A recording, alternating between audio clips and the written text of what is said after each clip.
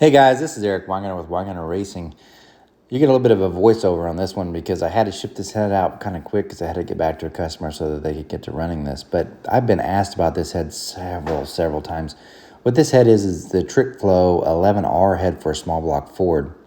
So I know you got a lot of steel picks here, and usually I do a much better quality, I think, video on these, but I just want to kind of show you what the head is. I've got another head that's similar to this, so I can kind of discuss it in further detail. I wish I could have done it with this one. Time just doesn't allow. You got to get stuff done. That's the best way I could put it. But anyway, this is an 11-degree head from Twisted Wedge. It's really popular. At least it seems to be because I get so much request about it. But I'm going to show you the flow numbers and everything else. So let me show you this other head that's similar to it, and we can talk about why I like or don't like some of this. And I'll show the flow numbers as well. This will probably be a really short video. Okay, just to remind you, this video is about the 11R head, which I had to send off, like I said. But what I have here is a Trick Flow R head. It's very similar design, and that's why I'm going to use it for this demonstration. So bear with me as I describe it. I know it's not the exact head. The design is. So as I go through the head and what I like and don't like about it, these are the designs are the same, okay? So bear with me as I do this. This whole video is about the 11R, but again, same design. I have to keep repeating that because people miss parts of the video. Anyway, the big thing about the 11R head is it's just like this. This happens to be a small block Ford I just got done porting. This is your typical Windsor head. And if you notice, they're all the guides are in line, okay? So this is a ProMax Project X, but it doesn't really matter. They're all in line. And this is how your Windsors came. Most pistons are designed for this valve layout where you've got them nice in line. The Trick Flow, hence Twisted Wedge, what they did is they rotated the valves. And if you notice, they're absolutely not in line. And this is exactly how the 11R is, same way. So benefit to that is there's something called crossflow. That's the overlap period during the cam when the exhaust and intake valve is open. Because your first intake draw is not from the piston, it's actually from the heat leaving the exhaust. It will pull in, creates a vacuum in the cylinder that pulls in the intake flow. That's why we have to have overlap on our exhaust. The right timing on that's what makes the cam so important. But anyway, having them rotated like this helps with that. Disadvantage, major one, pistons. So most valve notches for pistons follow the Windsor design. They do not follow this design. So I don't know of any shelf pistons, and maybe they are because I'm not a huge Ford guy, but there's probably some shelf pistons out there, but chances are you're probably gonna have to get a custom one. Now there's another option around that, because the reason why you'd have to get a custom one is because this valve notch is not in the same location as that, which is the most common ones. So custom piston, that would suck. So Trick Flow, and the reason why they call it Twisted Wedge is because, yeah, it's twisted. Trick Flow came up with a different way of doing it. A different alternate that may solve the problem, and it goes like this. Your typical small block Ford head like this is 20-degree valve angle. That's the angle from the valve here. Let me get a valve. So you think about the valve angle to the deck.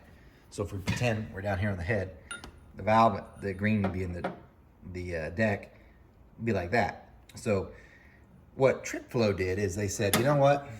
We're not going to do the 20 degree. We're going to make it 11 degrees, hence the 11 part of the 11R. These R heads are actually 15 degrees, if I remember correctly. So they actually rolled them even more. And you may be asking yourself, why? Because I sure was, because I thought it was a dumb move. But the reason probably is to do with piston to valve clearance. You're like, what's that got to do with piston to valve clearance? On a 20-degree head, and I'm using this valve as an example, the green might be the deck, or you can think where your piston is. If I'm at a 20 degree, I'm here, okay? But if I roll the valve up, that tip of the valve, so this part right here, if I roll it up to 11 degree, that tip gets further away from the piston.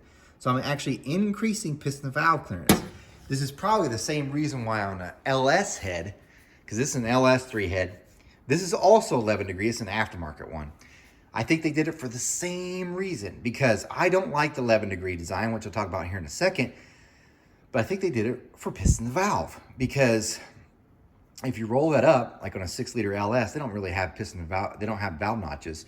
Some pistons do, most don't, especially stock ones.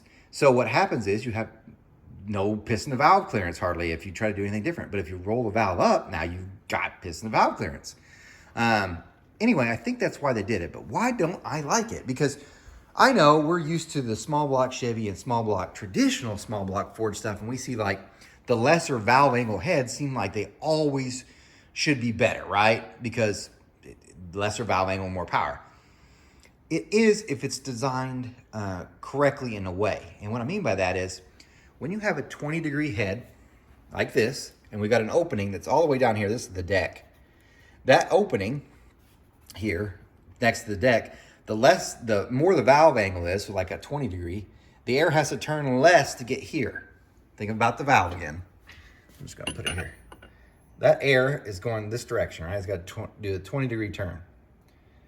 If I do 11, the valve's straight up. So pretty much the port has to go, bear with my told you this video is gonna suck.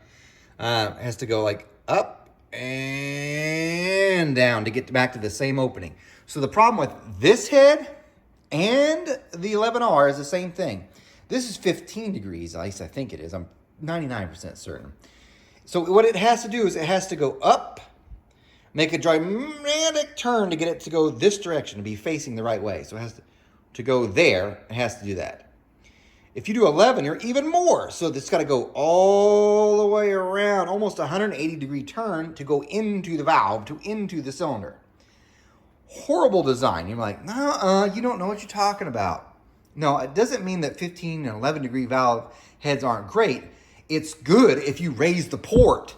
If the port's still at the same location as the 20-degree, it's a horrible idea because now the air has to make a much longer turn. So, like on this 15R, you see how much material they left up here? What a lot of porters did, they would fill on the floor and raise this up. Magic. 11R, it's not possible, right? The 11R is also 190 cc's. It's a real small one. It's made for, you guessed it, smaller engines. It's just the way it is. So it was made to do what it does. Do I like the design? No, I don't. So if we look at the chambers real quick so you can kind of compare these are identical. This one, by the way, has been blown up so many times and here it is again. But anyway, same design. The chamber looks the same, even though this one's really dirty. I still got some work to do. You might say, why didn't you clean it up? Because they ain't paying me to do it. Anyway, the chamber is really tight on it, and you got this. The chamber is cool. Like, I love this type of it because look how much quench pad you have. It's the same thing on that 11R. More quench pad typically makes more power, and it's more troublesome when it comes to dealing with power adders. Tell you that for sure. You could still have the chamber soften, would help.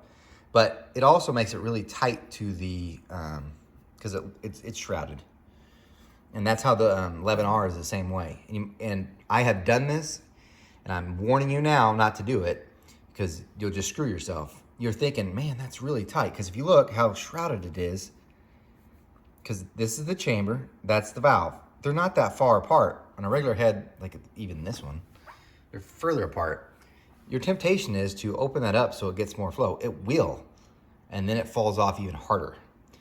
They move this chamber in to get the airspeed slower so it can make the turn over the short side. Because remember, like I said, it has to make much bigger of a turn now to get in here. So you're like, this would make it flow more. You're right. Absolutely will make it flow more. But then if it's flowing more air, it has to go faster airspeed over the short side, and it can't support it because it has to make too much of a turn. It just can't.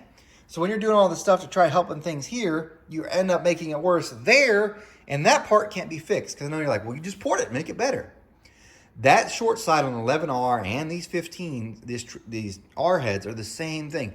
They are so extremely sensitive. You better be on your A game, A plus game, because you lay it too far back, you screwed yourself because it can't make the turn.